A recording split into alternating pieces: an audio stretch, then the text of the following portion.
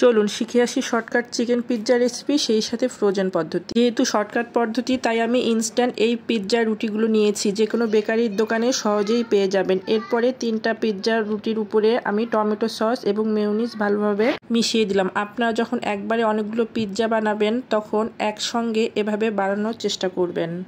এরপরে উপর থেকে আমি চিজ ছড়িয়ে দিলাম। আপনারা ঢাকাইয়া পনিরও এভাবে গ্রেট করে দিতে পারেন। তারপরে দিয়ে দিলাম অরিগানো। পিৎজার মধ্যে কিন্তু অরিগানো দিতে হয়, এটা আপনারা যে কোনো সুপার শপে পেয়ে যাবেন। এখন আগে থেকে রান্না করা মুরগির বুকের মাংসগুলো এভাবে ছড়িয়ে দিব।